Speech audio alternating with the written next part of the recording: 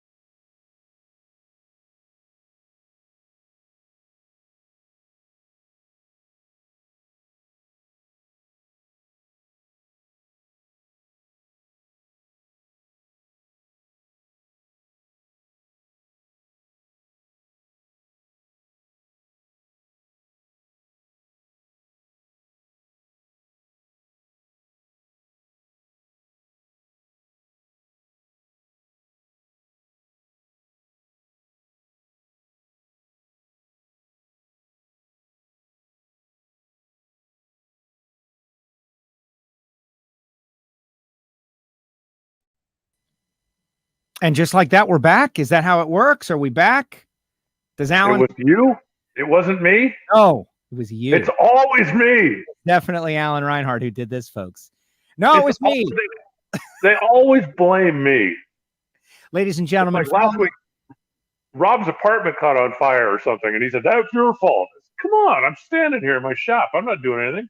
Listen, we haven't had that experience just yet. With Austin Prock, we had something similar, but that was just the internet and television and everything here just went off, and I could still see Alan down there, and it gave me a message that said like, "Hey, you guys are off," and then it just went blank, and I was like, all right. And I'm actually kind of amazed that you're still here. I know everyone expecting like a seamless show. That's all over with, but you're still here. We're connected. We still got people out there. Like the streams continued to go out, even though I was shut down, and I popped it back on, and here we are. And so, like I said, hey, everybody, welcome. We got Alan Reinhart. What's up, Alan? How are you? I am great. No more weeks. It's this week. We're going racing. I'm ready. Man, am I ready. I read this most amazing script I had written, like this pre-Florida racing. It all happened while we were down. But I got to say, it was some of my best work ever. And it's too bad you all missed it. But I know it was great. And I'll just, I'll just try to roll it out over time. Hey, real quick, thanks to our sponsors, Total Seal Piston Rings, Sam Tech, Rodax, Frank Hawley's, and everybody who supports WFO Radio. That portion of WFO Radio was what was also lost. But bottom line is we got everybody out there. They're all watching, man. Froze. Did he freeze again? The internet pooped. I guess that's what you could call it. We got Tricky Ricky tomorrow. All right, let's start off with what's happening in the state of Florida. Just every drag racer is on their way here or here already. We got the Baby Gators, where you are going to be. We got the Gator Nationals, where I'm going to be. We've got the NMCA in Bradenton, where NHRA National Dragsters Kevin McKenna is going to be defending his world championship. And Palm Beach International Raceway is where the Professional Racers Organization is going to be for a little pro winter warm-up nitro test. Like that. And they're all of those places are within about 3 hours from one another. That's pretty cool. Yeah, you shouldn't have any problem finding some racing if that's what you like this weekend. And if you're not in Florida, you shouldn't have any problem finding some racing online. For anybody that doesn't know, NHRA.tv is going to be streaming the Baby Gators for free. For free. All you got to do is go up, sign up, and you're good to go. They are also going to be, there will be an open test session Tuesday and Wednesday at Gainesville, which is kind of out of the norm for NHRA. But then, hey, in the COVID era, everything's out of the norm. And that also is going to be streamed. So there's going to be a whole lot of stuff going on and going out from the state of Florida all week long. It should be fun. But looking forward to getting back. Everybody I've talked to feels exactly the same way. It's like, man, the truck's been loaded for weeks. The suitcase has been packed for weeks. Let's just go. And I'm ready. Yeah, I'm ready too. And you mentioned the live streams, right? Like drag racing fans around the world. This is rare. Like if you like sitcoms and it's Thursday, you got a lot of choices, right? If you're a drag racing fan, you've got a lot of choices to watch. Of course, the NHRA.TV stream, that's new for this year, and it is great. And there's been so much misinformation and disinformation about, oh, well, they only give you one for free and then you have to pay. No. If you go to NHRA.TV, you create a login with your email. You will then have access to complimentary content, which is what this is. Now, when the Gator Nationals roll around, then you're already got a login. You have the opportunity to upgrade, I'm sure, through that, which is what I would do now that Camping World Drag Racing has started, but you don't have to. If you want to just watch the divisional racing, you can whenever it's on. I think it's very smart. People should create their login, watch Alan. I think Brian's going to be there as well. You and Brian are going to both be there. And to me, if you're a drag racing fan, that's what it's all about. Watch it through. Watch people chase championships. Yeah, it should be fun. Like I said, there's going to be a whole lot of stuff going on. And the national events are pay-per-view or subscription. But the regional events are not. It doesn't cost anything. If you just want to go sign up or like you said, create a sign-in, create an account, you can watch the baby Gators. I was actually debating the other day. Can I go back to calling them the hatchlings? No, we've discussed this. This has been discussed without you being here. And several people have asked about exactly this on the show. And an informal straw poll was taken. And the answer was no, 100% to 0. So no hatchlings. Cody Savage was in on it. There was a lot of people. The Brain Trust, they were all. I made a deal with Rich, but Rich isn't there anymore. Right. So does that void my deal?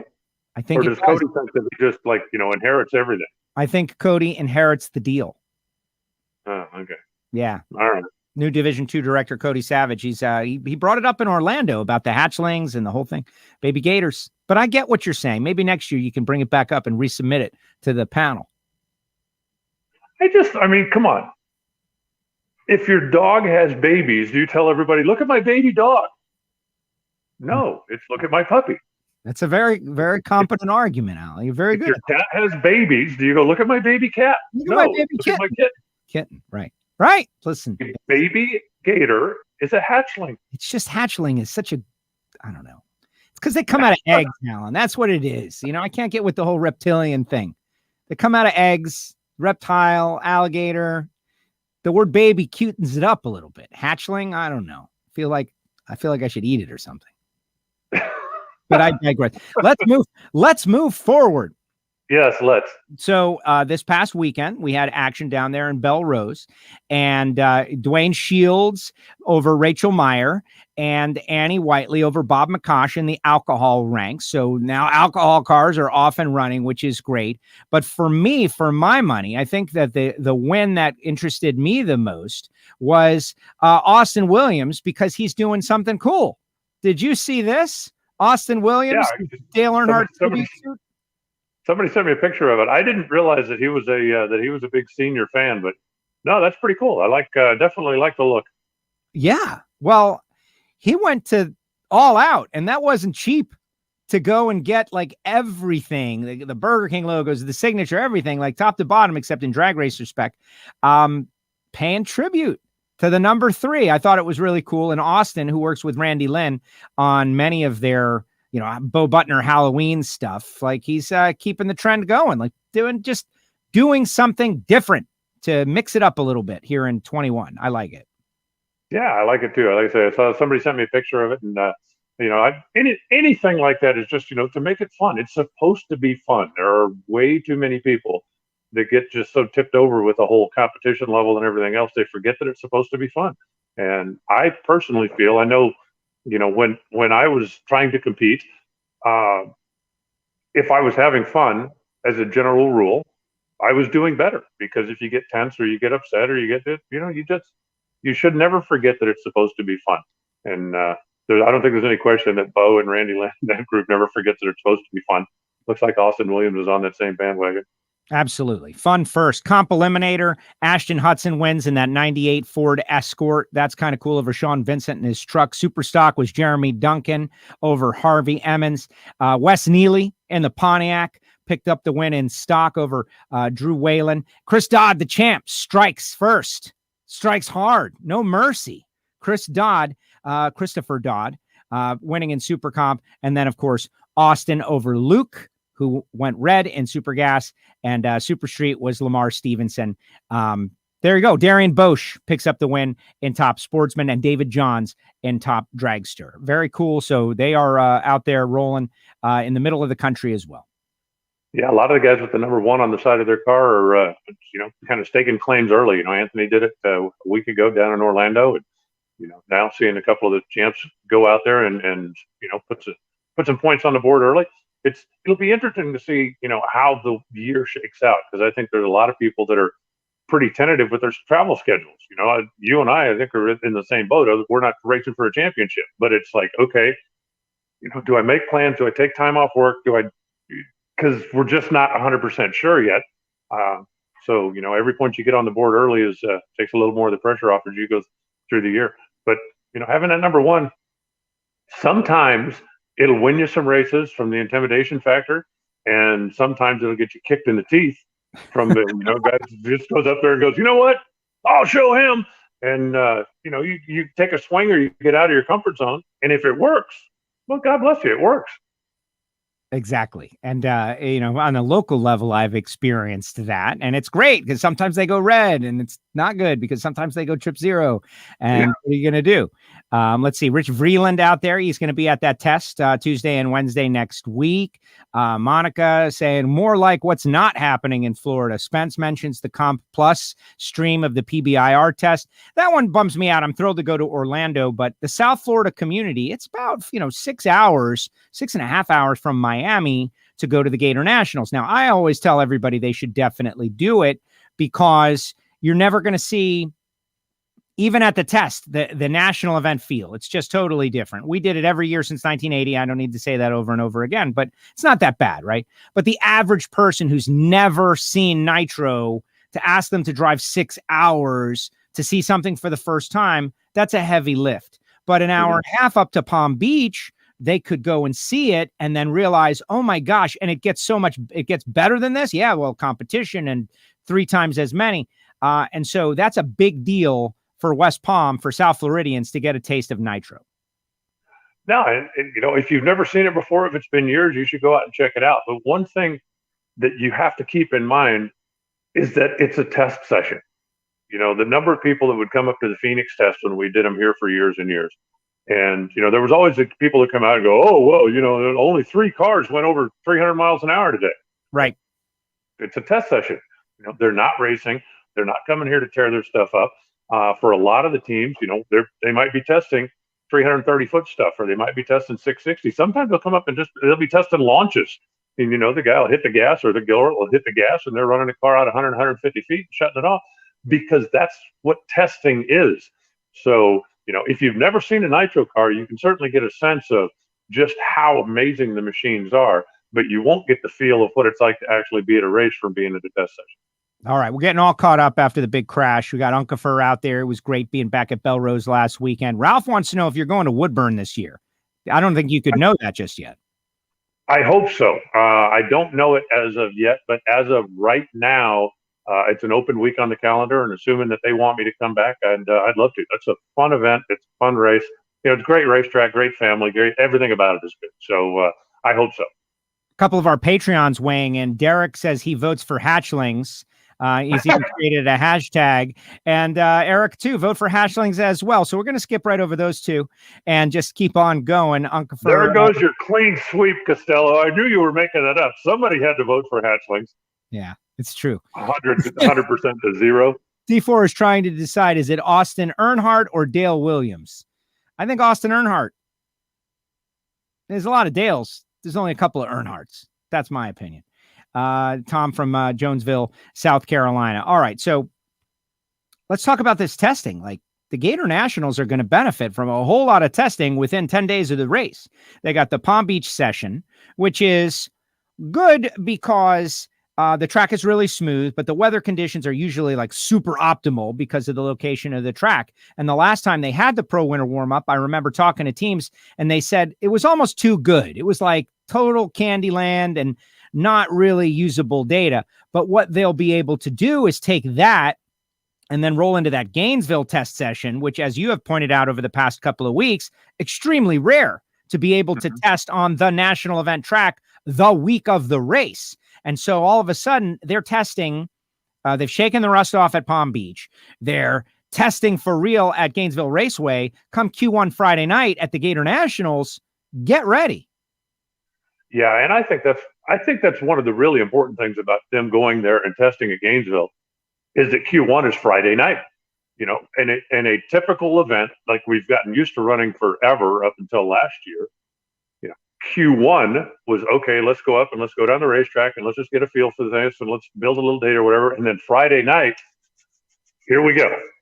But going into now the number of events that we have, and I believe there's 18 on the schedule this year, where Friday night is going to be Q1. And so in this particular instance, having the teams have an opportunity to have a shot at the track and get the baseline before they come up for that Friday night session, I think is going to be big. And I think the vast majority of the teams are going to take advantage of it. Let's talk. Let's go a little bit deeper about that, because there were some people who were questioning, about that. Some people maybe didn't get the word that there's going to be 3 sessions at certain races, and it's very smart. Gainesville, for instance, always had a really good Friday.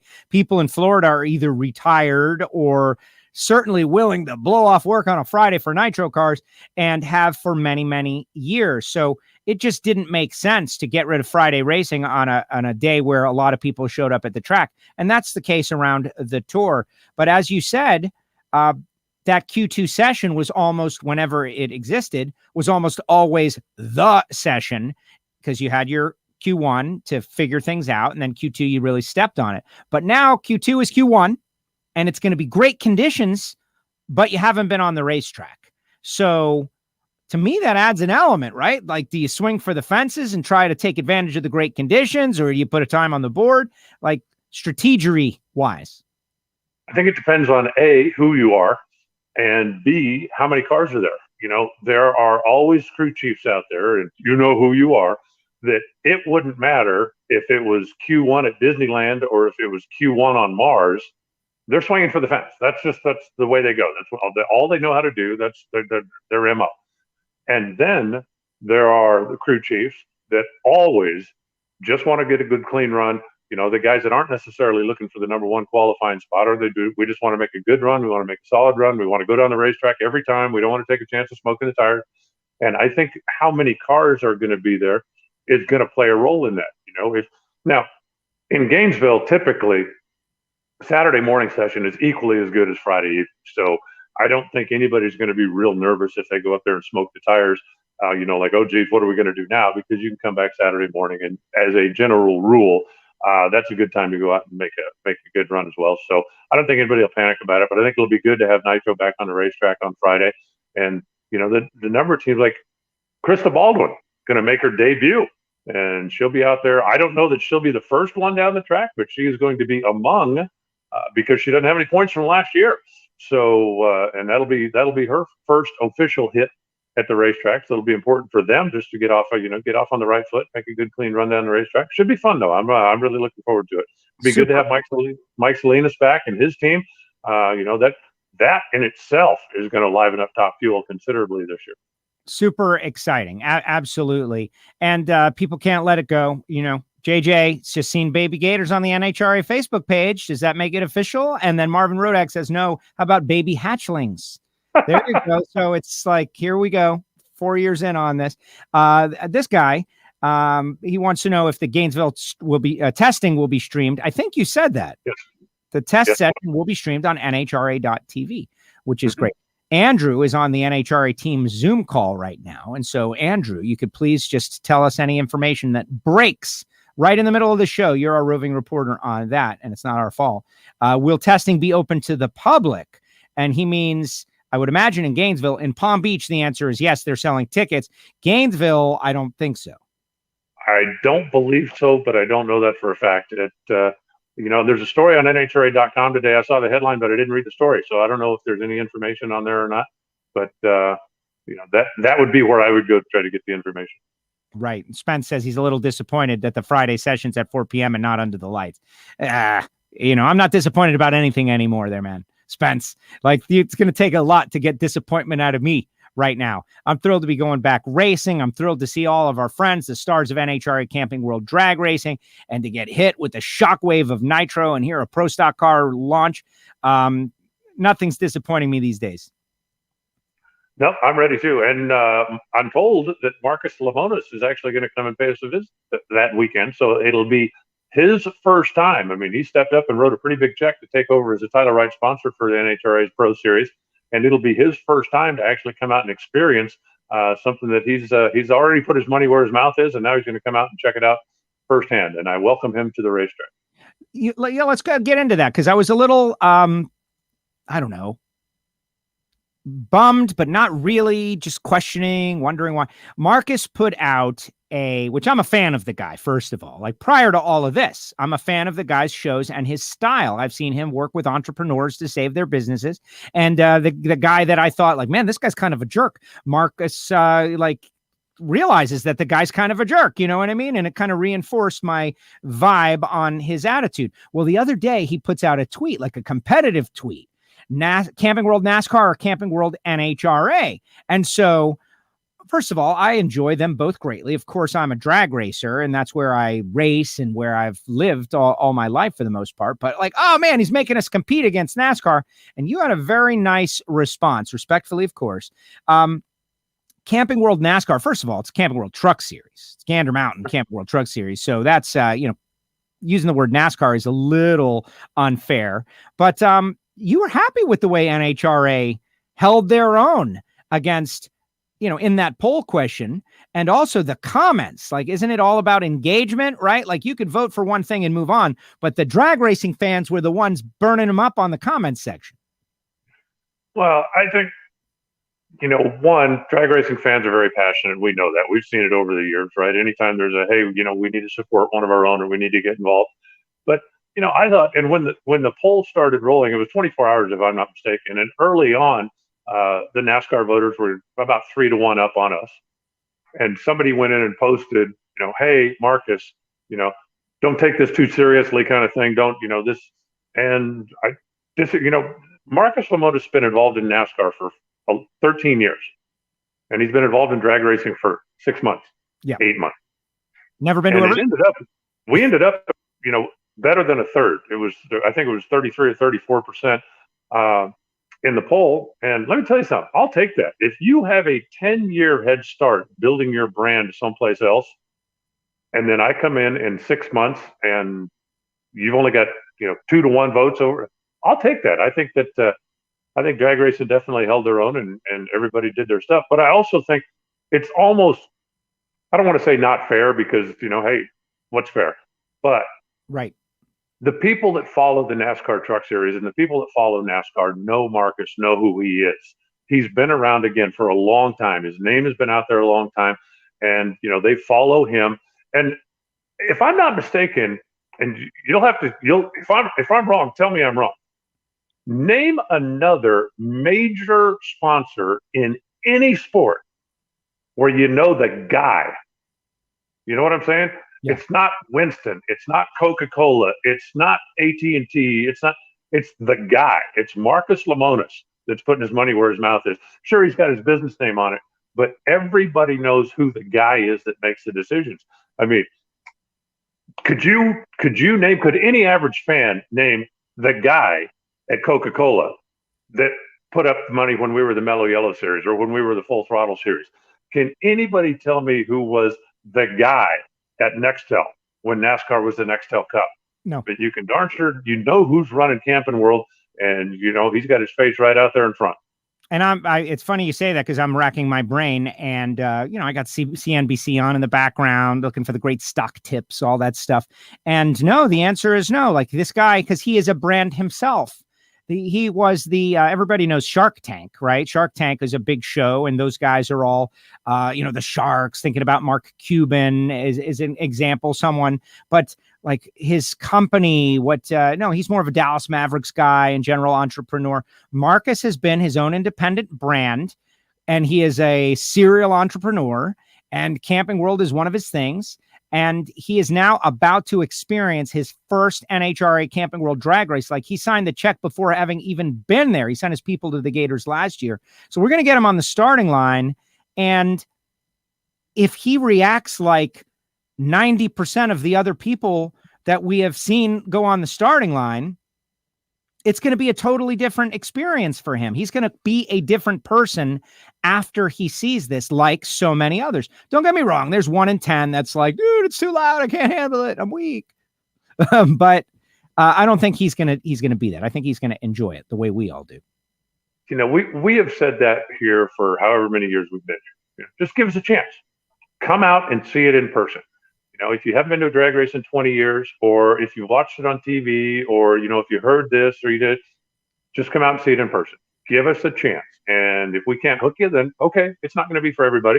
But the vast majority of people, especially people that like any kind of extreme sport, are going to come out, see this, and go, oh my God, I didn't realize that's what NHRA drag racing was all about. And we'll hook them. I mean, we've been doing it for years. All right, so we're all over the place today because of the big internet crash, but I'm just happy to be on. Like I said, you're not going to be getting me disappointed. We've got a debut. Would you like to see the debut of the Flying Airbrushes custom designed and painted helmet by new Pro Stock star Dallas Glenn? Would you like to see the worldwide debut? Here it is. Let's check it out. The KB Racing. Dallas Glenn going to be running one of the KB Camaros, and this is the latest work from the Flying Airbrush. He just emailed it to me to debut on the show. It's probably up on his social media, but now look at that, man. I like it. It's and it's right in the vein of the Flying Airbrush in that it's not symmetrical. It's asymmetrical. There's a lot going on. It's got the Silver State refrigeration and HVAC, got rad torque systems on board, and just completing the work for Dallas Glenn, who will be running this weekend in Orlando, getting his license, I think, tomorrow, and then at the Gator Nationals. How often do you see something like that? And, when Tony Pedregon handed me my custom painted helmet however many years ago that was, and you see it and go, ain't no way I'm scratching that. It's like, yeah, somebody go get me a white one, because this thing's going in the trophy case. It's just way too nice to take a chance of having something happen to it. But no, Jaron is he's an incredible talent. I am always in awe of people that do things that I can't do, no matter how hard I try.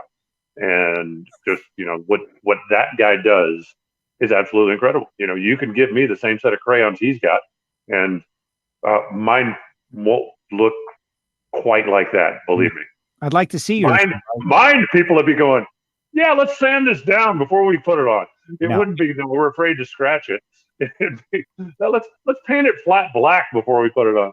Maybe Jaron can set us both up with like the basics, like 3 or 4 colors and a helmet, and we could do the helmet airbrushing, do it yourself kind of thing. We'll loop in some charity and auction them off for $20 to $50. Okay, well, we're gonna have teams. Oh, we get to pick our teams? Yeah, let's have teams. I didn't want to be team pathetic or team no talent. Yeah, both are very accurate in my case. So I'll take whichever one you don't choose. Whichever one you leave on the table, I'll be that team, because and then everybody can, jump on board. It'll be like, Gator Hatchling all over again. Exactly. All right, let's talk. I see, John Forrest, they're all fired up and ready to go. Brittany, going to be great to see Brittany out there, 3 ladies in Top Fuel. What are some of the other storylines? Like, it was mentioned to me, like, hey, we don't know if we're going to have a countdown. Countdown is scheduled. We're planning to have a countdown, but you never know. So we need to race the first race in the first round as if there is no countdown. And then if there is one, we'll deal with it at the time. To me, that's kind of hanging over the whole deal. And it's kind of a good thing. Well, right now, things are looking good. And now, who knows how fast that could change, right? But, NASCAR is going to Las Vegas, and they're allowed to have, at least a portion of fans. The announcement came out today that Pennsylvania is opening up for outdoor stuff, so there'll be a portion of fans. And assuming that, when we get to Reading, we'll be able to put fans there. And so if we run everything, but you legitimately just don't know. I mean, if all of a sudden, there's a big spike or the thing hangs a U-turn and you don't know. I think if I am a racer in the Camping World Series, I'm going to every event thinking I can't leave points on the table. Whether it's, qualifying points, whether it's, round one, round two, I'm not going to go into experimentation mode. I think you have to have the mentality that I need to grab every point I can. If it ends up like it was last year, that, hey, we just raced, without a countdown and whatever the number of races is, then you're going to be darn glad you did that. And if everything that is on schedule goes, then there will be a countdown and you're going to be higher seated when we get there. So you're still going to be rewarded for that. And, but I believe that, for everybody, that's got to be the mentality going in. If you are a team that is out here competing for the championship, you've got to attack every event. Like you can't leave anything on the table. Well, exactly. And start hot, start early. Let's not forget the Capco team in the middle of, dominance like this has happened before. So it's not unprecedented, but those who have dominated like this in the past are the greatest of the great. And so they are definitely walking with the icons of the sport, and we'll see how long it goes. That having been said, we spoke with Leah early on this year. She was definitely amped up to go. And the birthday boy, happy belated to Antron, whose birthday was yesterday, the way he finished off 2020, seems like they were able to turn the corner. Let's not forget that Brian went back over there, and that team has been just using this time. And I'm thinking that there will be some rivals to the Capco team here in 21. Well, I'm certainly not ready to peel the number one off the wing on his car yet, but I think that this is going to be a more difficult year. Having Brittany back, having Salinas back, just those two additions are going to make it tougher. When Brian and Antron hit their stride, I think that they're going to be, players again. So, Steve right now is still the man to beat. And, when you look at short run domination, whether it's 2-year, 3-year, 4-year time, who was the best, Steve is absolutely in that conversation with what he's done the last few years. Is he as good as the Army car was in their heyday? Is he as good as the Winston car was in their heyday? He is certainly in the conversation. When you look at the number of races run, the number of races won, and obviously the championships. So, how long can he keep it going? We're all going to find out. He's going to try to keep it going as long as he can. Everybody else is basically sick of it. So that's what's going to be fun to watch as we go through the year. The perfect countdown that happened a couple of years ago will act as a great tiebreaker in those conversations. Like when it's all over, like, yeah, but man, the guy had a perfect countdown. He won 6 in a row in the countdown. Like, that's a pretty big deal. So we'll see how that all goes. One of the downside stories, the Terry McMillan deal, and they got such a great team and they're just ready to go. And I'm really hoping, like, this is where the Marcus loving the sport, seeing it, wanting to go the extra mile with all those companies that are involved in Camping World, a couple of phone calls like, you got to be involved with this. We got a few cars on the sidelines that could come out if they just got a little help. And I think that Terry McMillan should be one of those first phone calls if it were to work out like that. I think so also. But, there's so much talent that is ready to go, just looking for a little financial help. Whether you're talking about Jack Beckman, whether you're talking about Tommy Johnson, whether you're talking about Terry, and time will tell. We'll see. But as you mentioned, Marcus being as involved as he is, I don't know. Did you see what he did in the NASCAR truck thing yesterday? No. Well, yeah, the $15,000. He put a tweet out last night that says, any unsponsored truck going to Vegas, $15K to wrap it. If you finish in the top 10, I'll make it 25. If you finish in the top 5, it's 35. And if you win the race, it's 50. Who wants in? And I believe there's 3 that took him up on it. So, that kind of enthusiasm for the sport. And hopefully once he gets his feet wet in our sport and gets a little hands-on, I think that there's no way that doesn't amp up his enthusiasm about our sport. And, with his contacts and his business acumen, hopefully, he'll be able to see. I think Marcus is a guy that if you don't know NHRA or if you're kind of on the fence about things, I think Marcus is the kind of guy that can call and say, Joe, this is something you need to come out and check it out. Get out here, just take a look at it, and see what they've got to offer from the just absolute overload experience of the machines themselves to the unparalleled fan interaction to all of the opportunities that you have, whether it's B2B or whether it's getting in touch with the fans or to do business out there one-on-one. The accessibility of our drivers is second to none. And we'll see. But I think that there is a lot of potential positive upside here. It's going to take some time. It's not going to happen overnight. Well, exactly. Join me in what I am now doing, right? That's a very powerful thing. Regardless if you're going to a barbecue or a movie or something, if someone that you know and trust is successful and they have earned that level of trust with you and they say, come with me and do this with me, the doubt kind of gets pushed to the back burner and you just do it. I'm hoping for that. Race Guitar is out there, says, I'm watching two teams. Ashley and Tom Fuel, Cruise and Funny Car, both have strong new teams. Can they convert into wins? And I think that they can. And I'm watching both of those. I'm going to add, though, Bob Tasca, because that's a super team right there with John Schaefer and Mike Neff. And those guys are good. Remember, Bob had to deal with the COVID last year.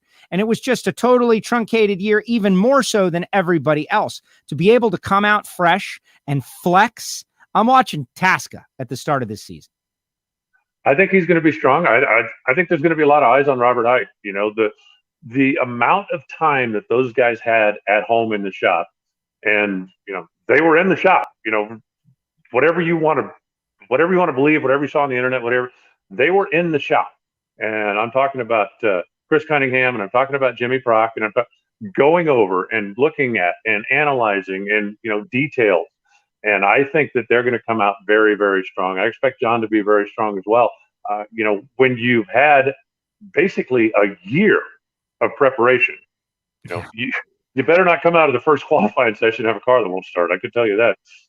Oh my goodness. You gave me a heart attack just thinking about that. Like, oh my God, if that happens to somebody.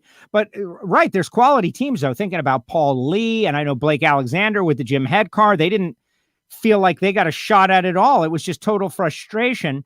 The Coletta cars are going to be great. Did you see Tommy Johnson Jr.'s text post over at Coletta Motorsports to get the internet buzzing? Let's just hope that there's something to that and it's not just to tease us all. No, I didn't see it. What is it? Just Tommy, like, I'm at Coletta Motorsports, like, hey, I'm here. I'm at Coletta Motorsports. Everybody look at me. I'm at Coletta Motorsports.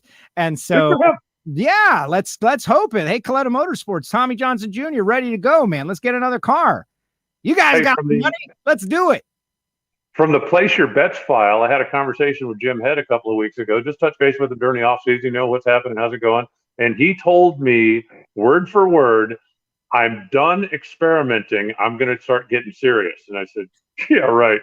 Yeah. Until the second race. And he said, no. He said, I'm telling absolutely, at least until Indy. He said, I am done experimenting. I'm going to come out there and race to win. So hopefully, that'll pick up the performance, because Jim, I love Jim to death, but anybody that knows him knows that he is just such a mad scientist and, could never leave well enough alone and is always just trying and tinkering. So I think when he got back to basics towards the end of last year, you saw the performance of that car start coming around a little bit. It was more consistent. So if that's the case, then, I think that he's going to up Blake's contender status considerably. Well, exactly. And I am in awe of Jim Head, right? I think he's great. I'm a big fan. He's never been on WFO, by the way. There's one that has not been on WFO, partly because, I don't want to say I'm intimidated, but I just know he's got so much going on, man. Does he want to come on this show? Probably not. But you've said that exact quote over our tenure here on this, I think 4 times. Like it was once in 2008, and once in 2012, and once in 2017, and now, Jim Head's done experimenting. We've seen the car go to the finals. He's knocked at the door many times. I think with Blake, maybe this is it. I was talking to Jim. I don't know. Over the years, Jim has said more than once that people that blow stuff up are stupid. There's no reason to blow up. If your stuff is right, and there's just people that blow these things up are stupid. And what was it, 2 years ago, I think he blew up, 3 times in 2 weeks or something. And so I went by his trailer and I said, Jim, I said, I want to know, right? I said, you have told me over and over and over again, people that blow up their stuff are stupid. I've watched your car blow up 3 times. What's going on? And he said, well, I designed a better connecting rod. And I said, okay, it didn't work. Okay, well, I guess I got it. But he's just that kind of, the engineer in him can never leave anything alone. He's always got to be, a little tweak here, a little tweak there.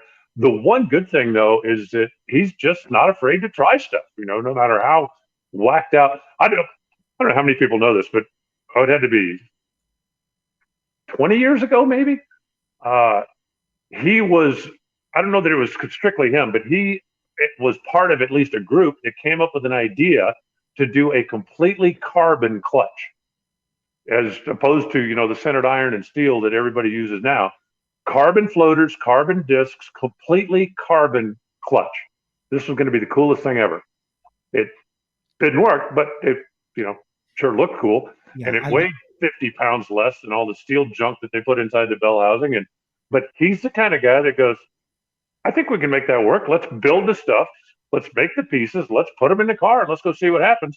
And it didn't work, but at least he's never been afraid to try stuff. I think, he's like, you've heard me talk about David Nickens over the years, and one of the great things about working with him in the Pro Stock shop was that he wasn't scared. Any crazy, wacky, stupid thing you'd come up with, he'd go, man, let's try it. And Jim is pretty close to that with a nitro car. And it's like, hey, nobody's ever thought of this before. And he'd go, yeah, that might work. Let's try it. And it's just, he's a great guy to sit down and have a beer with at the end of the day and just start talking nitro. One of my first interviews when I worked for NHRA was with him, and he said, something about like, once you burn the yellow stuff, it's just, you just, that's it. You're hopelessly addicted. And he describes it. Here's a guy who can do anything, super successful. And this is what brings him back. Like, it's an incredible challenge. But if that car were to win a race at all, let alone 2, there are so many people that would be so happy watching Jim Head for many years. He's got tons of fans because he's like the hardcore guy. Like, when you're a hardcore fan, like, how do you root against Jim Head and his crew? They've burned so much nitro over the years. I think he's got to do that. So Jim, if you're out there wasting your time watching WFO, I agree. Race for wins this year. No more experimenting, at least until Atlanta. You have to remember, it has been a while, but Jim has won. Yeah. As a matter of fact, he is one of the shortest of short list of drivers that has won Indy as a driver in both Top Fuel and Funny Car. Yeah, that's crazy.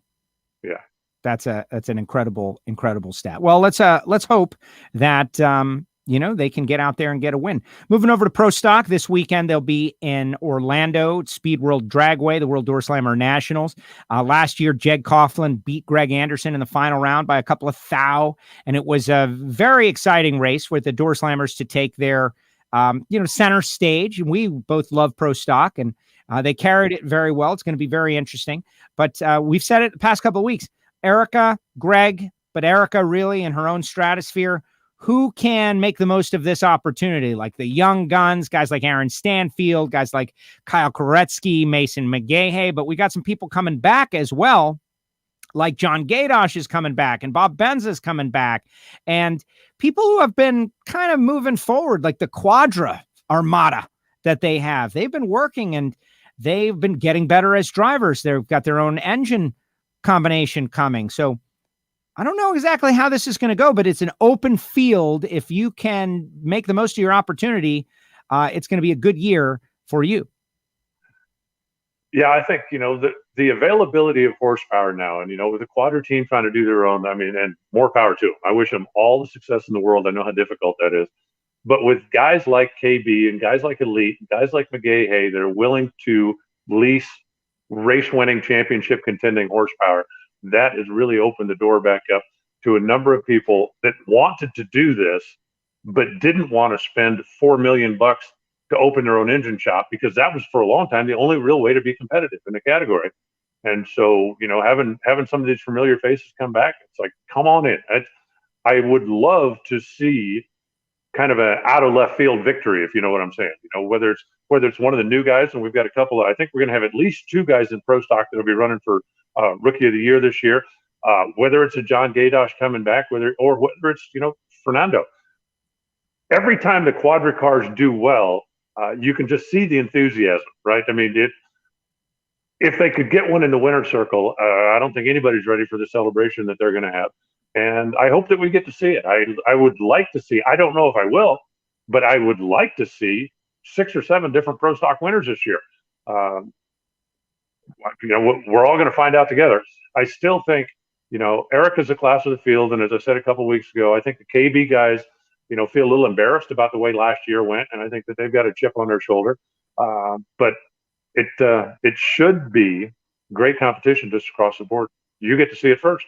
Yes, exactly. And just I'm glancing over, you guys can't tell, but I'm glancing over the entry list, and I'm just looking at names and thinking about like the big dreams, right? A guy like Wally Stroop, who has been, getting better over the years as they've committed more to this. And Kenny Delco last year started off the season very strong. They had found the power, and obviously the season was taken away from all of us. But there's a name that I'm looking at, and I'm thinking this guy could just totally blossom into this role and put a hurting on a lot of people. And he is Troy Coughlin Jr. The guy is obviously a drag racing robot. He's won the Big Go a couple of times in Lucas Oil Series ranks. He's driven everything from Top Fuel and A Fuel, and now he's vacated. He's in the car vacated by Jed Coughlin. So it's obviously a really good car. And maybe, if you're Troy Coughlin Jr., what is your motivation? You want to chase your uncle, and you want to show, man, I can do this. And he has told me that he feels so at home in the pro stock car because he's doing all of these things. Whereas in a lot of the other cars, he felt maybe underutilized as a sportsman racer who has to drive the stripe. He was always doing stuff. And so that could be problems for a lot of people. Troy Coughlin Jr. gets on a roll and feels really at home in that pro stock car. Watch out. I think Troy Coughlin Jr. is a guy. Now, think about this. How many people do you know that if they said, okay, here's your chance to race pro stock, you're going to get in Jeg Coughlin's car? Okay, well, we know what Jeg has done in that car, right? He's won races. He's contended for the championship. He's Jeg Coughlin. Would you want to be the guy that goes, okay, Joe, get in Jeg Coughlin's car? Because anytime you make a mistake, anytime you do anything, you're going to go, well, Jag never would have done that. Jag would have won that race. Jag would have. And I think that Troy is a guy that very much wants to be that guy. He's going, look, you put me in my uncle's car and I will show you what I can do, because the rest of the combination has already been proven. So he knows he's going to be under a microscope. He knows that there's going to be a whole lot of comparisons going on. But I think that he's going to thrive on that. I really think that he is a guy that, look, I will show you that I'm worthy of getting in Jeg Coughlin's car and carrying the torch. And I fully expect him to do so. Will he be the next first-time winner in pro stock? I don't know that I'd bet against him right now. I mean, he's certainly not the only guy in there that's got a shot at it. But I think that, his name is certainly up, if not at the top, among the top of the list.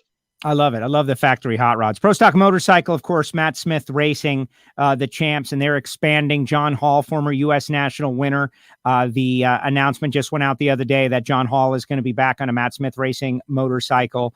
And you know what? I feel a little bad because Jerry Savoy's crew chief, Tim Kalungian, reached out a few weeks ago when we were talking about that whole 4-valve cylinder and the new fuel with Matt Smith. Matt Smith was not happy that the Cyclone 17 was made known to everyone. And Tim had some finer points. We just haven't really been able to dial in on it just yet, maybe before the Gator Nationals. But it looks like Pro Stock Motorcycle is going to be pretty interesting as well to see what can be made with the new combination. Well, Angel back on a Suzuki. And, she said in a recent interview in National Dragster that she's always been most comfortable with the bigger fairing and with, that her size she feels fits better on a Suzuki. She was successful on the Buell and obviously won a race on the Harley last year. But I think that she feels like she's getting back in the comfort zone. What will the performance of the 4-valve be? we're all going to find that out at Gainesville at the same time. But I think, talking to the Vance and Hines guys and talking to the guys that have worked with it, it's going to be an improvement over the 2-valve. So will there be an adjustment coming? Will there be something? Time will tell, and I'll let the tech department worry about that. But I really think Pro Stock Motorcycle and it's exciting right now. Jerry is good enough to go out there and win any race he goes to. When Karen's there, especially she is good enough to win any race that she goes to. With the Vance and Hines guys gone, that opens up the field a little bit more. As we talked about a couple weeks ago, I believe that the Matt Smith Racing team probably is the best team out there right now, but they're going to have a whole lot of folks gunning for them, no doubt about it. Yes, exactly. Now, tomorrow on the show around 4:00, I got some big things happening. We're going to be doing a live broadcast on the Total Seal Facebook page. So for everybody out there, tomorrow, approximately 5 p.m. Eastern time, we're going to do a live, talk some engine stuff, obviously, with Lake Speed and some special guests. So don't miss it. That'll be happening at 5, but I'm going to come on at 4 to lead into that. And we're going to have Tricky Ricky Smith. And I'm just thinking about Ricky, like this guy's career has spanned so much time, from the IHRA days, the Mountain Motor Pro Stock days, to the NHRA 40 through the STP Firebird, to switching up to the nitrous and the Pro Mod, and like just the ability to redefine himself as needed and be successful. So I'm super excited to speak with Ricky. And when I think about Pro Modified this year, I think Ricky's going to be right in the middle of it. What's he going to drive? His nitrous car. Okay. I mean, I know at one point they were talking about doing a thing with Elite. He was talking about, looking at some other stuff. I hadn't officially heard that he was going to be back in his nitrous car, but, good. I think that's where he's most comfortable. He's definitely a guy that wants to be hands-on with the entire operation. And the Pro Mod stuff, I'm going to kind of like withhold judgment on any wild predictions until after this coming weekend. I want to see what happens down there in Orlando. Who shows up with what power adders and how they run. Steve Jackson looking for 3 in a row, and it'd be tough to bet against him. But we know that the Pro Charger team was really fast last year. Brandon was really fast with his stuff. So I don't even know who all the players are going to be in Pro Mod at this point yet. So after next week, I think we'll all have a little bit better idea of who is going to be the ones to watch in the Pro Mod series. Absolutely. And yes, this gentleman mentions the manual shifting. There are going to be some different things. And I'm thinking about Mike Janis also, who's not going to be driving, which is got to be such a bummer for someone who loves to drive. But how many times have we seen someone, when you take one of the big responsibilities off the plate and they're able to really focus on the other stuff they love, they just, they find a new gear. And I'm interested to see how that team works out. Yeah, I think that they're certainly going to be in the conversation as far as being out there trying to win races and make no. It just, like I said, I really want to wait until I see everybody on the track at least once before I go way out on a limb in Pro Mod, which is kind of a crapshoot anyway. It's so wide open. There's so many good cars, and the unpredictability throws an extra wrench in that class that we don't really even have in the nitro cars. Ralph wants to know if I've ever done a show from the track during a race. Yeah, back before I worked for NHRA. I don't know how Alan would feel if I went off to do a show while we got racing going on. He needs to know what's going on the starting line. But it sounds like something that maybe could happen later on this year when things normalize, maybe right after a qualifying day or something. If we were to happen to end early, might find some time to do a little something. That's why it's good to like the page and subscribe on YouTube. And you never know. That sounds like it could be fun. Yeah. Simple as that. Simple as that. All right, Alan, we have been cruising for 50 minutes. Any final thoughts? Any final thoughts? Like, when are you heading this way? When are you heading to Florida? Tomorrow. This morning I got it's time to check in for your flight message. And let me tell you, I was really looking forward to that. No, I am locked and loaded and ready to go. I'll blast out of here tomorrow and be in Gainesville tomorrow evening. And then the baby Gators will start on Thursday. We'll run through that. I've got Monday off, and then Tuesday, Wednesday back for the test, and then it's Gator Nationals time. Wow. That's awesome.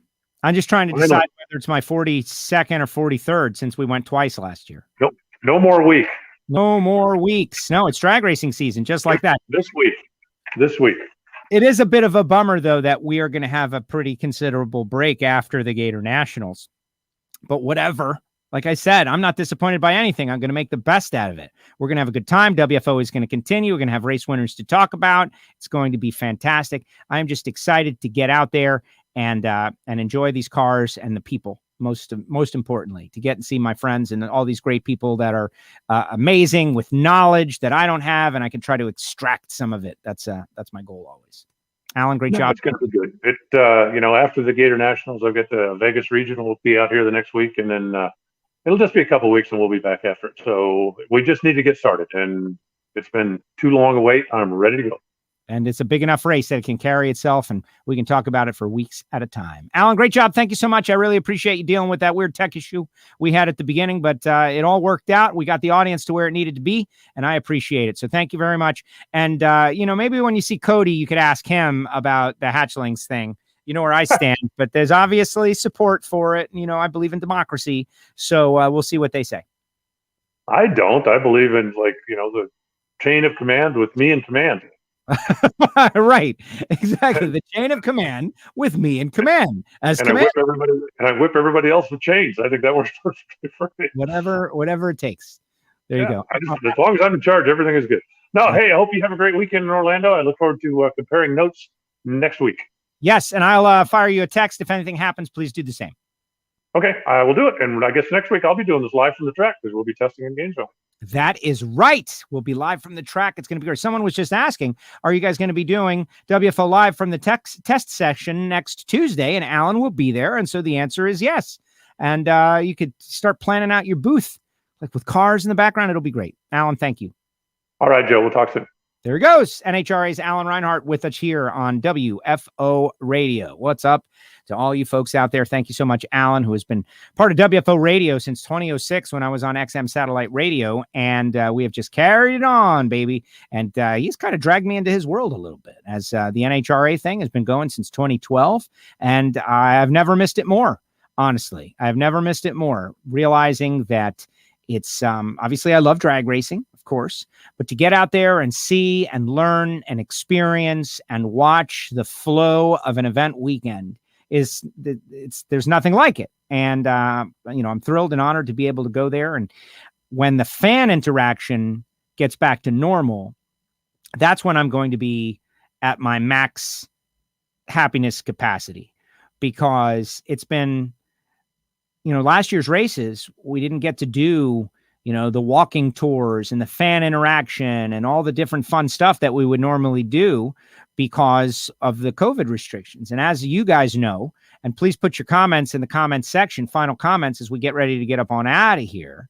As you guys know, for me, that's growing the sport, sharing our passion, right? Like right now, I feel like we're preaching to the choir. If you're watching WFO Radio on our WFO Radio Facebook page or YouTube channel, you're probably a converted diehard drag racer, a fan who knows and has experienced like the amazing nature of the sport. But like, I'm thinking about Marcus Lemonis. Like I'm thinking about this guy. And, he grew up in Miami and he worked at a car dealership and he made a tremendous success of himself. And he loves racing and he understands the racers and he understands how intense and passionate we are. Like, what? There's a sponsor. They sponsor WFO Radio. Let me buy some coffee from Marvin Rodak. Let me get my piston rings from Total Seal Piston Rings. That kind of situation. He understands, like, that's our MO. We know this isn't an easy thing. TotalSeal.com. There's a brand new Hidden Horsepower episode, by the way. Jake Raby, who's been to Porsches and air-cooled Volkswagens, and a lot of just in-depth information on the most recent episode of Total Seal's Hidden Horsepower. Check it out. Also want to rep Frank Hawley's Drag Racing School. March 19th, there's a Dragster adventure going on there. Go to frankhawley.com. Can't wait to see Frank and Lana. Single funny car event this century is what they're billing it as. That's pretty cool. And it's all because of Marvin Rodak's coffeeandgrills.com, the hot sauces and the spice rubs. And I really need to reload. I got to call Marvin right after the show. Samtech.edu, Brian Massengill, the Massengill family. These people genuinely make it possible for me to do this show. And we are on the verge of bringing on a couple of new sponsors. Like, we've had some interest. And honestly, at the start of the season, I want to make sure there's going to be a consistent season for these folks. But it's been amazing that the people who have reached out for the limited availabilities, we can only have so many sponsors on WFO, as you understand. And I mean, I would be happy to sit here the whole show and just list off sponsor names, but there would be no time for witty banter and commentary. And so we've got to keep it limited. But to all you people who are supporting the show and supporting our sponsors and our sports sponsors, thank you. Of course, there are the Patreons who just support directly, like for listeners who want to support directly. We have a membership club. You can find that on WFOradio.com. And I just wanted to shout out, I got another picture I texted with Austin. Look at this. Austin Williams. Like just going all out. I noticed, he didn't want to go Braves hat because he's probably pretty smart. But yeah, even Reinhart had some negative things about him, right? He's an Atlanta Braves fan. What are you doing? But I thought it was great. And how about Jerron debuting the helmet on WFO Radio? Just amazing things. All right, comments in the comment section. Let's go. Let's get it going on. If you have not yet liked the Total Seal Facebook page, I'll tell you this again tomorrow, but we're going to do a live broadcast tomorrow. It's going to be kind of tech-oriented, but if you're into engines, you're really going to like it. We got some surprise guests. It's going to be fantastic. It's going to go off at 5 p.m. Eastern Time. It's going to be a Hidden Horsepower live. And I will be on right here, WFO, at 4 with Tricky Ricky Smith. And then we're going to transition to the Hidden Horsepower page, the Total Seal Facebook page. So be sure to like it. And if you are a listener out there and you're watching the show, either live or after the fact, and you have got friends that love drag racing or would enjoy this or could tolerate this, please share the show with them. Like, hey, check out this page, share our page, and I'll do the rest. I mean, I'll try to do the rest. All right, let's see what everybody has to say. This is my favorite part of the show. Let's see. You all covered some ground today. Now let's hear some noise. I agree. I wish I knew who that was. We did cover a lot of ground. We got kicked off the internet for about 30 seconds at the start of the show, and that just threw out all the norms, and we just went for it. A lot of good stuff out there. Going Bracket Racing says, thanks for the show. I hope to be going bracket racing sometime soon as well. Once we get these first couple of weeks of the season out of the way, going to bring the big bad GTO back out there and get after it. Now that I got my spot and I'm ready to go, I'm excited. Keith Neiman, my car and track are under snow. Hopefully the track will open at the end of March. That wouldn't be so bad, Keith. I've been watching your posts. Keith has got WFO stickers on his car and has for a long, long time. And gave me this awesome shirt, which I'm going to wear on the show. Fools of Oz. I got it the other day. Now, I never had a cool shirt to wear on the show. Now I do. I'm going to bust it out. Let's see. Joe, I will see you on Saturday. Thanks for the warning, whoever you are. What are you coming to collect? Do I owe you money? No, Saturday's going to be great. World Door Slammer Nationals. Friday, Saturday, Sunday. Great show today, Monica. Thank you very much. We need more fan interaction for drag racing. How do we get more people involved with the sport? Well, isn't this our just greatest challenge? First of all, recognize that we are a small sport. Thousands of hours on this subject. Going bracket racing. Thousands of hours. One, recognize that the majority of human beings in our country don't know what it is. But what about Snake and Mongoose and Shirley Muldowney and Don, and Garlitz and Glidden and all? Yeah, no. John Forrest, what? No, nobody knows. Nobody knows. Like a good rule of thumb is that nobody knows. So sharing on your social media, pictures of cool cars, basic explanations of what drag racing is. That's all very good because the football, baseball, basketball fan, the people who are served the vanilla ice cream that they get on ESPN, they take it in. They don't realize, they don't understand. They've never been there before. They don't know it exists. You understand? They don't know it exists. They don't know it's out there. That's hurdle number one. Hurdle number two is get them to the track. And as much as going to a local race is great, I have had many people say to me, you ever been to the drag races? And they're like, yeah, man, I went to so-and-so at so-and-so and I saw, and there was a bunch of Mustangs there and it was cool. No, man. Have you ever been to a professional drag race? Oh, no. But, I was at the back alley track and I saw, as great as the track is, the local track, and it is the backbone of our sport, that is not the kind of thing that is going to hook somebody that doesn't know what the sport is. You need to showcase the glitz, the glamour, all of that is professional level drag racing. And there's always a push-pull with people saying, no, there's too much glitz and glamour, and people saying there's not enough glitz and glamour. Like, there's people who reject the multi-million-dollar teams. But if you're a casual person who doesn't really know the sport exists and you're going to go for your very first time, what do you think would be more compelling? And I think firmly that it would be going to see the pros. 0 to 100 in less than 1 second. All these amazing vehicles, just the haulers in particular, trucks and trailers and sponsors and a skydiver, and the pomp and circumstance of the NHRA. It's on par with any other major league sport out there. It is major league drag racing. So get your friends to go. This is a great year to do it. And then finally, we need to all do a better job. I'm doing the best that I can with WFO and putting all this time into this. But we need to continue to do more outreach to people who don't know the sport. And that's why, if you're a fan of WFO and you're watching right now, when was the last time you shared this show? You share. Hey, friends that don't know what the hell this is, watch this and try to get interested, because it's awesome and I love it. People are very frugal with the shares and the retweets. Very frugal. Like, you'll retweet a video of a Lamborghini driving through 4 feet of water, but are you going to retweet an interview with Big Daddy Don Garlitz or John Force or Leah Pruitt? Don't be so cheap with the retweets, people.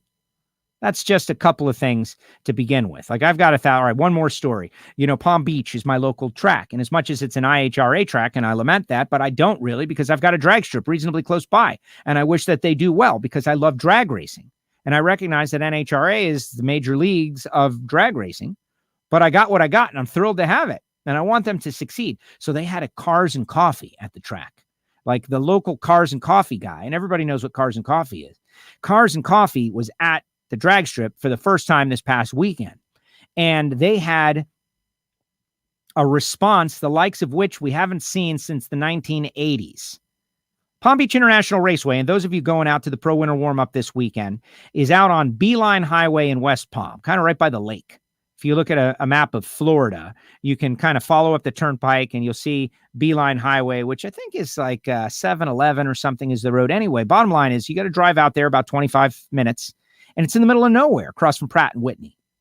Back in the day, for a major event, there would be cars all the way down Beeline Highway, like all the way down, like a mile, 2 miles, all the way down, like cars. Miami Hollywood Speedway in the 1970s and early 80s, same thing. Cars, a line of cars trying to pull into the parking lot for miles. That's how you knew you had a big event. Is there a bunch of cars trying to get into the lot? That's a big event. For Cars and Coffee, the hell is that, man? It's just a bunch of people sitting around talking stuff. They had a line miles down the highway. And so what I thought immediately, every one of those people should get a free tech card to race for the first time. Every one of them. Give every one of them a free comeback for one of our bracket races, or a free comeback for one of our Saturday night regular events. Not like a big, smoke and fire show where you would get some front gate. Something that you're not going to get any fans. Like, get every one of them back involved again. And maybe they did. I don't know. But I think that nobody wants to give anything away. And I understand it. Now, times are tough. But you have to cultivate the people that have shown some interest in what? Cars and racing and being outdoors and being in that environment. That's how we grow the sport. And I've been working at it for 10 years. Actually, much longer than that.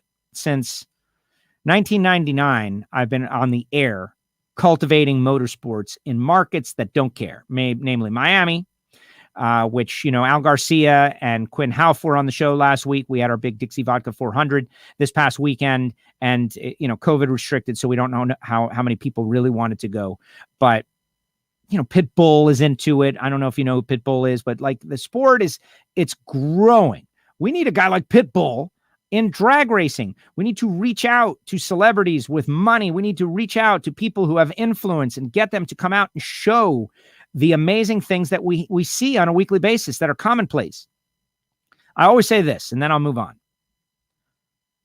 You take a super gas car or a super comp dragster like Dave Morris and Sue Morris, who are listeners of our Ignition show and big supporters of WFO. You take their super comp dragster, and, no offense to super comp, but fans in the grandstands typically think super comp is a little bit boring because they're dragsters. They all look the same and they're going way slower than they are capable of. But I like it. But you take that super comp dragster and you put it in a parking lot at a Camping World, say. 90% of the people that are going to see the car have never seen a car like that in their lives.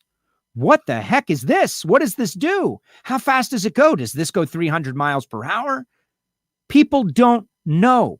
People don't know. They don't understand. And yeah, we could go back years and we could point fingers like, man, they were very restrictive with the sport for many, many years. Keeping it in. Don't share the photos. That was a thing way back in the day. Don't share your photos. Don't publish these. When in actuality, the right thing to do would be like, yes, show the world.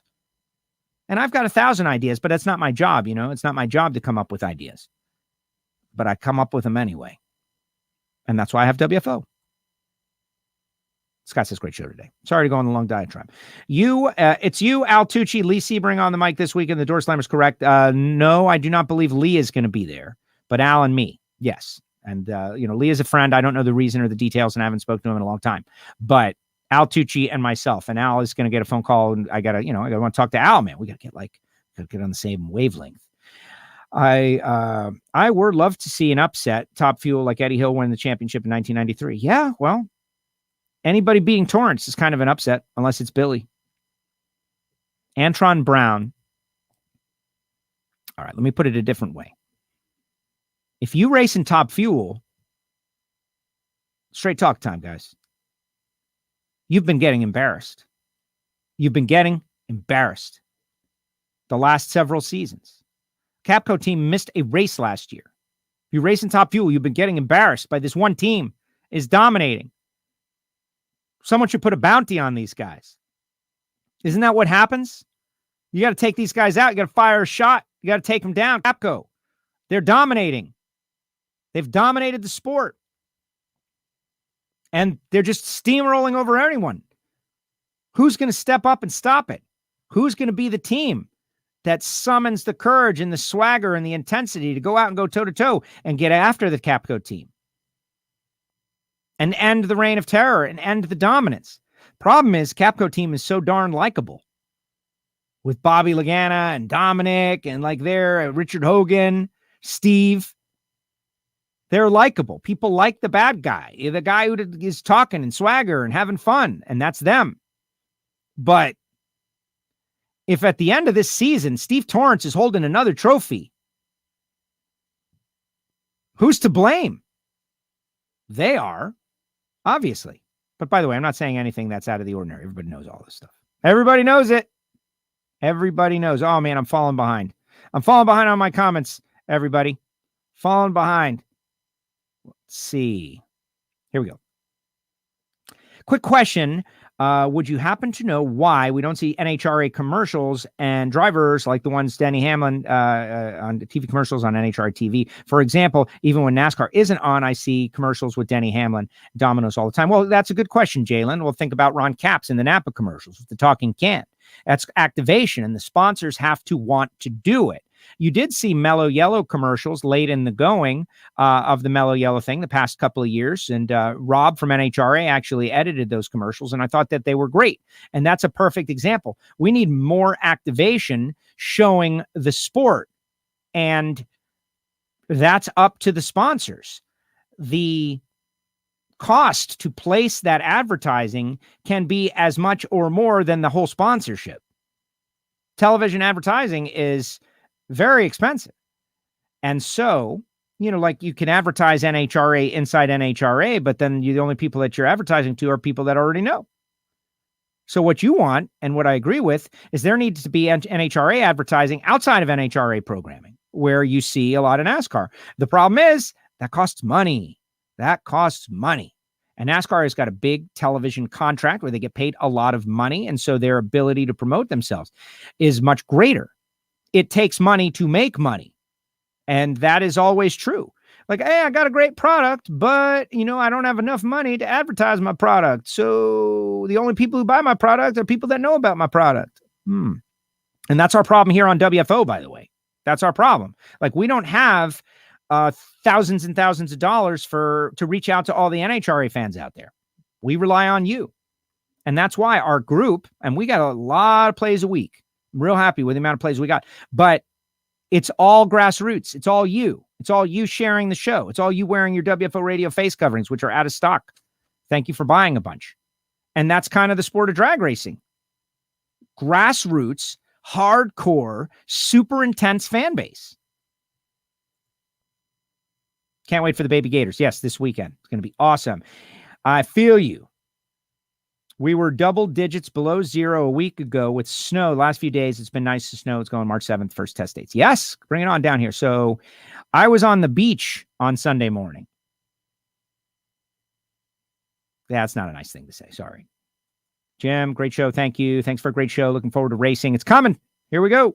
Always like watching you and Alan on Tuesdays. Really looking forward to race season finally getting started watching on NHRA.tv. Yes, me too. Don't forget Ricky Smith tomorrow. Went to E-Town in 2008. Hooked ever since. Yeah, E-Town 2008. You go in person, there's a really good chance you're coming back. How many of you have gone to something and spent money on something that you have no knowledge of? It's very uncommon. Hey, let's go to Champions League soccer. Yeah, let's go pay $90 to go to a soccer match. You have to have somebody like really take you by the arm and maybe you'll have a great time and you'll love it and it'll change you.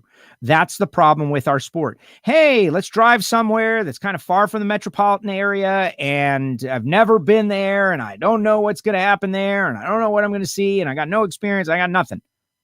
It's actually a miracle we get as many as we do, and we do. The track walk, the walking tour, the Nitro School, plus the access in the pits are such great ways to lock fans in. The new people I have brought to the track were all blown away by those experiences. You're right, Joe. You have to get to the national event to lock them in. That's it. You've got to get to the national event to lock them in. The TV show, there's a whole system they've created, an ecosystem. COVID really kind of messed us up. Last year was going to be the big year. People are supposed to see the TV show and say, wow, this is interesting. What is this? These cars look really fast. Those people seem pretty interesting. What an eclectic and diverse group of racers. Wow. Where can I see that? Oh, I can see that at a place nearby me. I'll go to see it in person. Wow, that was amazing. I'm going to become a member of this organization and get NHRA.tv so I can watch it all. That is like the flow. The marketing flow. And I think it's a good flow. We're not there yet. Another great conversation, says Dragster Jeff. Agreed, Joe. Don't forget about the fan interaction you get unlike every other motorsport for free. Yeah, the pits. It's unlike any other experience. And I love NASCAR and I love everything. And I've been to Formula One and I love it all. Drag race is different. It's a different experience. That's why you see the same people like going again and again and again. Tough to top seeing a guy blow himself up in a box on the starting line at Miami Hollywood Speedway. That is true, Jim. And that's Daryl Gwynn and I and all of us that are down here in South Florida. You as well. We know of a universe that very few others do. And we are twisted because of it. We are twisted, warped people. And yes, those guys were traveling around the country and in California, they had a whole mess of different tracks. We had one. And so everything happened at our one super track, Miami Hollywood Speedway. And it definitely warped our personalities. Definitely. For the good. Topeka and Noble both do something similar. You buy a ticket to the National at Topeka, and they were giving you tickets to the double divisionals. Noble, if you bought a ticket to the divisional, you were going to get a ticket to the big bracket race. You have to do it. You know what people love? Take it from a radio guy. People love free stuff. Oh my goodness. It's embarrassing how much they love free stuff. They'll step over a newborn child to get something for free. A keychain that costs 0.5 of 1 penny. That if it's got, oh my God, it's something for free. Let me get it. This is coming from somebody who has spent like thousands of hours in wireless stores at a table, watching people elbow and push each other for the free tchotchke.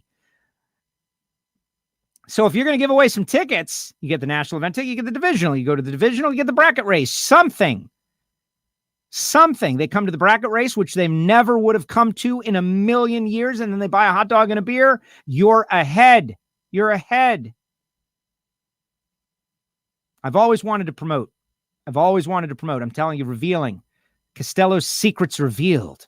I've always wanted to promote a race. And actually helping out a little bit with the World Door Slammer Nationals is kind of satiating that a little bit, minus the stress. Like I watch Wes do the stressing. Like, look at that guy. He's stressing out. And I just kind of offer up some ideas. Super comp. Boring. Jim, you're wrong. And I can show you. I will demonstrate. But we got to be together and we got to be at the right track. You got to watch from the top end, brother. Got to watch from the top end. I was using that as an example. People feel like it's boring. And if you feel like the show's going too long, it's because of all these comments. Sorry, but I believe the NHRA needs to recognize with their TV program that drag racing is way more than just nitro, in my opinion. Yeah, Mikey, that's the thing, it is to you and to me. But we only get so much time. You get 3 hours to tell the story. And there's just too many stories. It's a wealth of blessings. But the nitro is what brings the people. I see it on this show. I love Stock Eliminator, Super Stock, and Competition Eliminator. I love Factory Showdown. That's for the people that are the most hardcore, the people who grew up in an engine shop, mechanic's shop, someone who had a drag car, a bracket racer, the converted already. And when you look at the America with 310 some odd million people, the number of people that really love what you and I are talking about is very narrow. It's a narrow sliver. If this sport is going to grow, they got to put forward John Force, Ron Capps, Leah Pruitt, Steve Torrance, Antron Brown.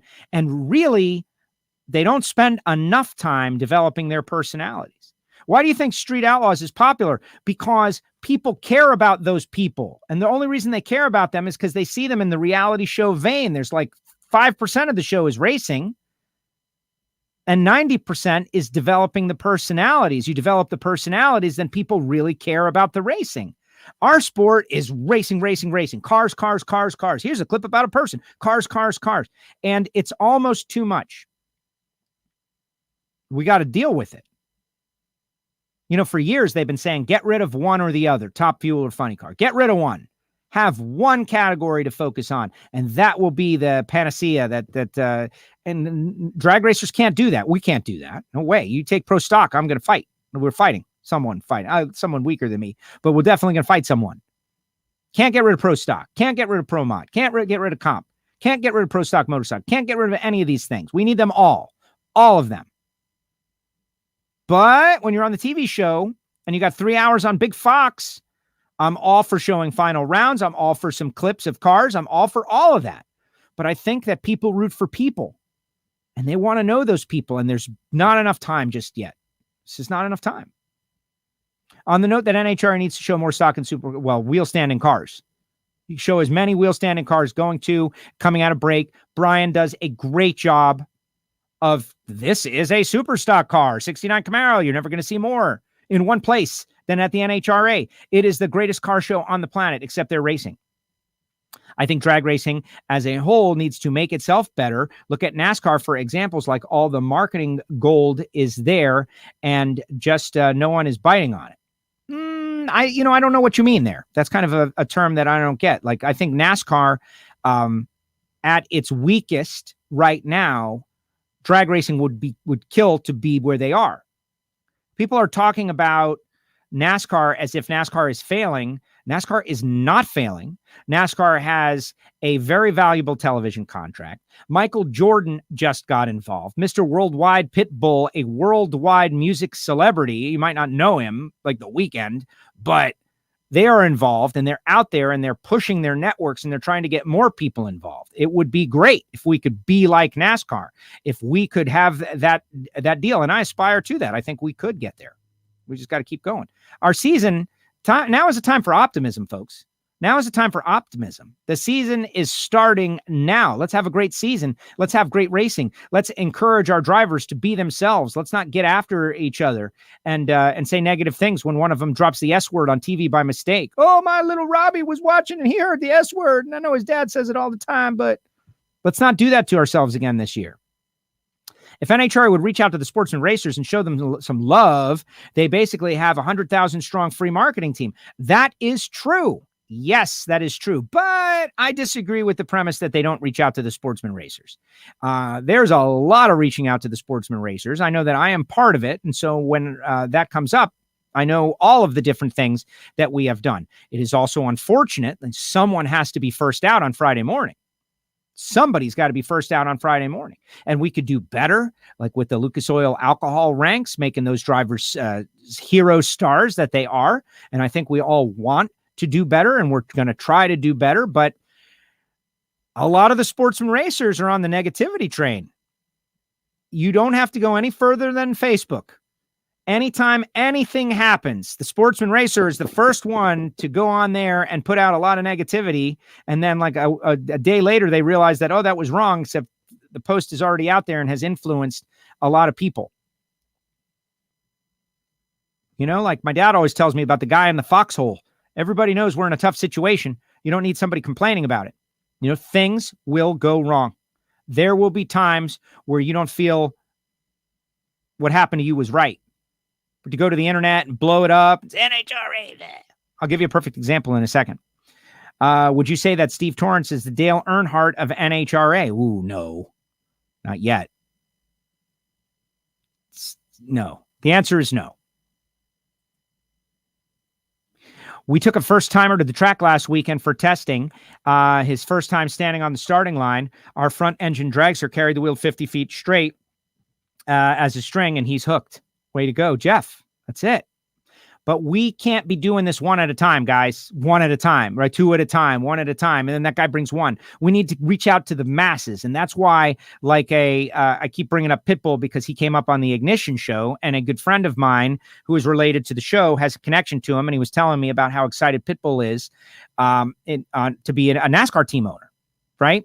And he's like a brand new baby who just found something new in his life and loves it, except this guy is a multi-millionaire entertainer who has influence all around the world. And he's going to go all around the world talking about NASCAR. We need that in drag racing. You know who that is for us? It's Marcus Lemonis. Marcus is that guy for us. A guy with influence. We got to wow this dude. No pressure. No pressure. Greg Lubin, what's up? Without the Lucas Oil Series, NHRA wouldn't be anything.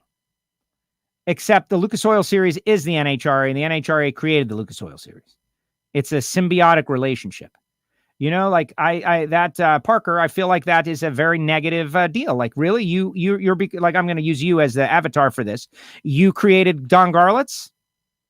Don Garlitz was on the show last week. You did that? The Lucas Oil Series racers did Don Garlitz, or did Don Garlitz do the Lucas Oil Series racers?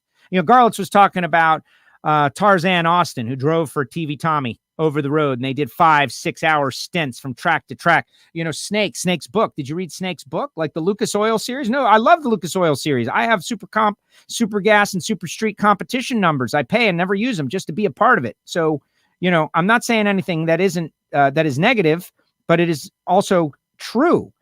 The Lucas Oil Series is the spawn of Prudhomme, Garlitz, Muldowney, Wally Parks, the early days, dry lake beds. That Lucas Oil Series wouldn't exist without them. We love the Lucas Oil Series. I don't miss any of it. But like that right there, that attitude, that's standoffish, right? You're going to go tell Ron Capps he's nothing?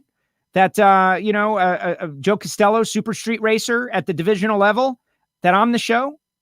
When I've been to the divisional race and there's 50 people there, and Ron Capps has got 100,000 people following him on Twitter. Like, come on, Parker, get with it. Everybody's got to work together. You're not working together, Parker. Don't get upset. Tough love. Street Outlaws is also popular because the cars are semi-attainable, unlike nitro cars. Also, they're not squeaky clean. They get to be normal people who argue and aren't perfect on camera. That is true. The normal people who argue and aren't perfect on camera. People are rejecting perfection these days. I see it with my videos. Like if I just put out a crappy video, people like it a lot more than if I do fancy stuff with it. But nobody doesn't like nitro cars, even the Street Outlaws guys. Nitro cars are the most amazing accelerating machines on earth. And nothing that happens on Street Outlaws is as cool as what happens in a nitro car. And if you were to take a nitro race and break it up into 9 episodes and edit it the way you edited Street Outlaws and shoot everything the same, one would definitely be much more compelling than the other. That's my opinion. You know, you're talking about a show versus a competition. A show versus a competition. The show is designed and edited creatively. They sit there and they think about it, like go back through the footage and pick the certain footage. NHRA Camping World Drag Racing is shot live. It's an event. It's really hard to compare. But reality does sell. People love it. I get what you're saying, but there's way more personality in door car racing. Is there? Or is that just something that people say? If you are sponsored by a company, you can't go out there and fight people and drop F-bombs. Corporate America has to support the very expensive cars. But then again, you know, fighting and dropping F-bombs and all that, you know, it's not something that I'm drawn to. I would rather see something professional, like, you know, minor league baseball. Minor league baseball, man, you got a lot of colorful characters out there, right? But I want to see the pros. And that's what I would say. When you say door car racing, that's what I'm going to this weekend. But I consider them pros. I include Pro Stock and Pro Mod in my arguments about Nitro. I think they are all in there together.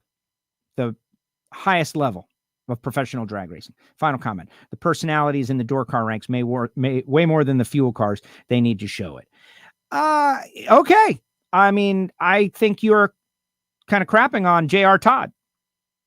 You know, I think you're kind of, you know, crapping on Ron Capps and Steve Torrance. Like Steve Torrance is a very colorful character. Antron Brown is a colorful character, but it depends on what you're looking for, Mikey. Like, what are you looking for? What do you want? What makes you excited? Like, what do you want? Do you want fighting? Like colorful character? Do you want gambling on the race? What about Bo Butner? What about these guys? These guys have been doing that for years. And that's a door car, if that's what you're saying. I think the pro guys are, or the nitro guys, or the chassis guys, whatever you want to call them, because since they don't have doors, like how would that even work? That the personality of a person who happens to drive this craft are all the same? Like that doesn't make sense. You've had a lot of big personalities, even recently. You know, like John Force. Okay, like a character, I know what you're thinking. You're probably thinking like, you know, like Robert Height is a very muted individual. And he is. He's a professional shooter. He's a Doug Coletta. He's a pilot. Like these are exemplary people. So you might not be as freewheeling in that situation, willing to get into a fist fight, willing to get kicked out of the event. And, you know, we've seen recently, there are some things that people do that are just, you know, not acceptable at the professional level. And I like the professional level. If I want to go to a back alley, man, there's all kinds of back alley races that I could go to. But to me, that just doesn't have the appeal. They need to bring back the Big Bud Shootout, Funny Car versus Dragster, in my opinion. Well, the Big Bud Shootout was fantastic. And the Funny Car versus Dragster at the Winston Showdown down there in Bristol was pretty great. But I mean, that was a novelty. Like everyone's keep bringing up novelties. How about top fuel dragsters competing side by side at 335 miles per hour, trying to be the quickest accelerating racer on the planet over and over again and winning the toughest races to win? You know, these door car guys, which I love and I'm going to see, but I think we're not talking about that. I think we're talking about these once a year, twice a year races. You know, when you do it, let's call it 8 times a year, like 1970s drag racing on the professional level. But even when you do it 8 times a year, everything is so different. You have to run 23 events a year. That changes everything. Playing basketball once a month, playing basketball every night. It just takes a different kind of person. Some of the Nitro guys have great personalities, just they only have so much time to show it. Well, exactly. And that brings us back to what we said at the very beginning. We got to show it. We got to show it more. We need more fans sharing, knocking on doors, telling their friends, taking pictures, taking photos, sharing WFO, becoming WFO Patreons. I think that's the thing that's going to solve it all for the whole sport. But what you can do is either or you can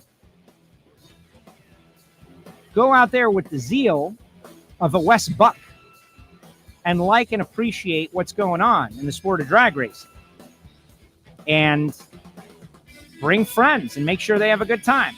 That's really the homework for everybody as we open up and more people can come to races. You want to make drag racing bigger? Who's going to the race? Well, me and my dad. Well, you need to bring a couple people with you. Bring them with you. Hey, we're going to the drag races. Who wants to come? Break out of your comfort zone. Of course, as is allowed by your local areas, and we're coming up. Let's see. Mikey, final comment. I get the corporate aspect of it, but when you see some guys lose, they seem to be okay with it. Kind of irks me. Me too. I'm all for the showmanship.